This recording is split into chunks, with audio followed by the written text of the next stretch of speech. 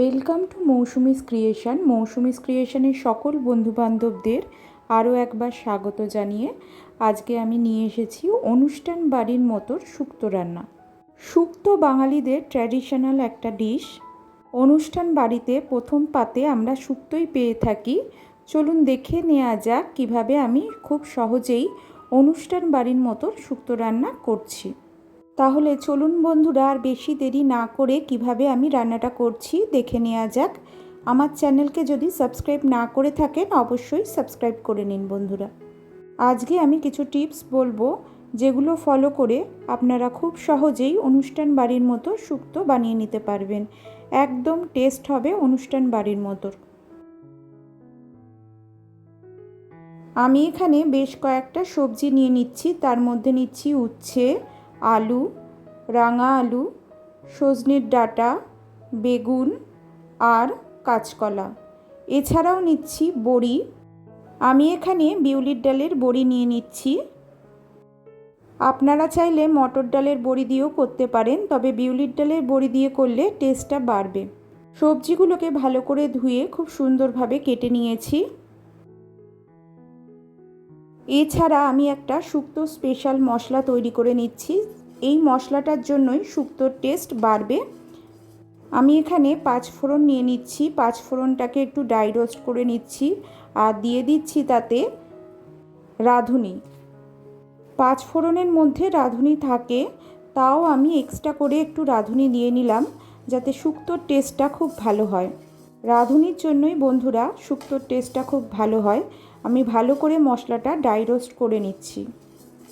এরপর এটা একটু ঠান্ডা হলে আমি একটা পাউডার মশলা বানিয়ে নেব, যেটা আমাদের রান্নার ক্ষেত্রে ইউজ হবে।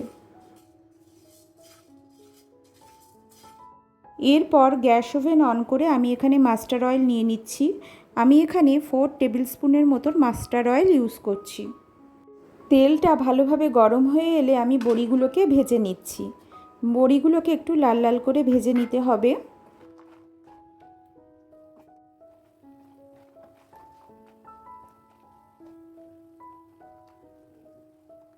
আমার বড়ি ভাজা হয়ে গেছে, আমি একটা আলাদা জায়গায় এটাকে তুলে রাখছি। এরপর ওই একই তেলে আমি দিয়ে দিচ্ছি বেগুনগুলো। বেগুন এইভাবে কেটে নিয়েছিলাম, বেগুনগুলো দিয়ে দিলাম। আমি এখানে কোনো রকম হলুদ ইউজ করছি না। আপনারা চাইলে সামান্য হলুদ আর নুন দিয়ে বেগুনগুলোকে মাখিয়ে রাখতে পারেন, তারপর ভাজতে পারেন। আজকে আমি কোনো রকম হলুদ ইউজ করছি না, কেননা বেগুনগুলো খুবই ভেঙে যায়, খুব নরম হয়ে যায় হলুদ নুন দিয়ে মাখিয়ে রাখলে। আমার বেগুনগুলো ভাজা হয়ে গেছে। আমি একটা আলাদা জায়গায় যেগুলো ভাজা হয়েছে বেছে বেছে তুলে নিচ্ছি। যেগুলো ভাজা হয়নি সেগুলো একটু নাড়াচাড়া করে পরে তুলছি।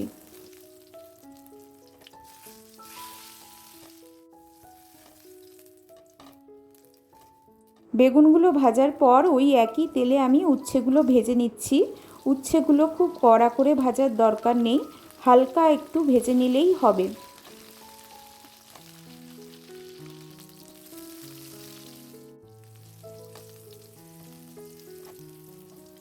আমার উচ্ছে ভাজাও হয়ে গেছে, আলাদা একটা পাত্রে তুলে নিচ্ছি।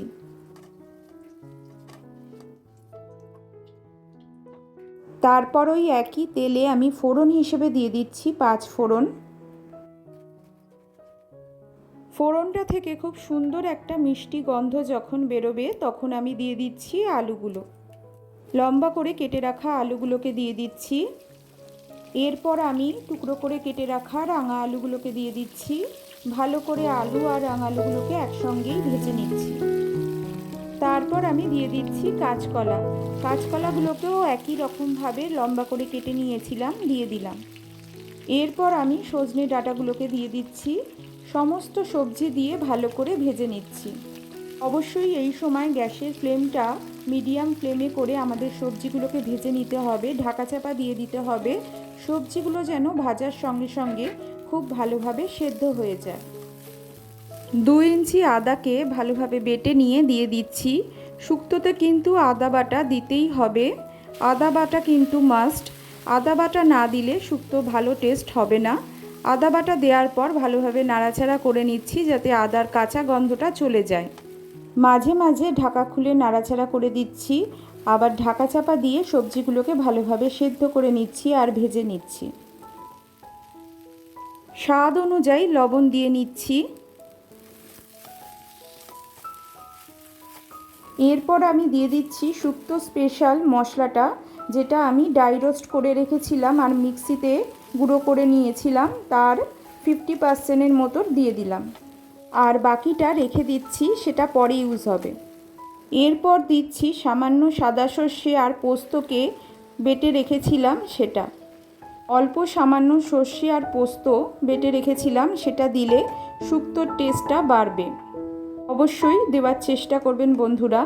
আমি আজকে যেভাবে দেখাচ্ছি সেই পদ্ধতি ফলো করে করলে শুক্তোর টেস্ট একদম অনুষ্ঠান বাড়ির মতোর হবে। মশলা দেওয়ার পর ভালোভাবে নাড়াচাড়া করে নিচ্ছি, আর সঙ্গে দিয়ে দিচ্ছি বেগুন আর উচ্ছে ভাজা। মশলার সঙ্গে ভালোভাবে নাড়াচাড়া করে মিশিয়ে নিচ্ছি।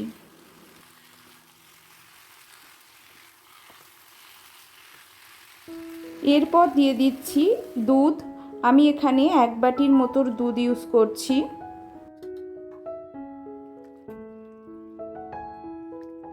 আর সামান্য একটু জল দিয়ে দিচ্ছি।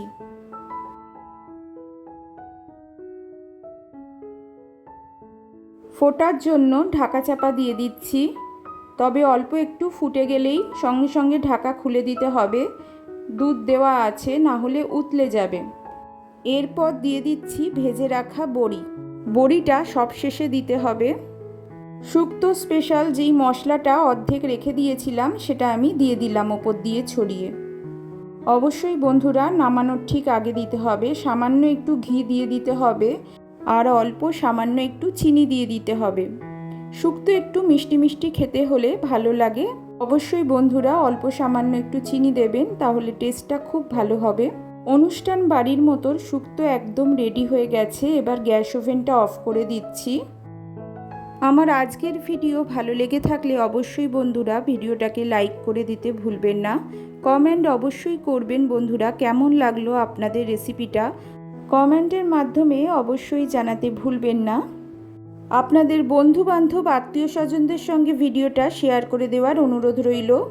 নতুন বন্ধুদের বলছি, আমার চ্যানেলকে এখনও যদি সাবস্ক্রাইব না করে থাকো অবশ্যই সাবস্ক্রাইব করে নিও। পুরনো বন্ধুদের জন্য জানাই অনেক অনেক ভালোবাসা।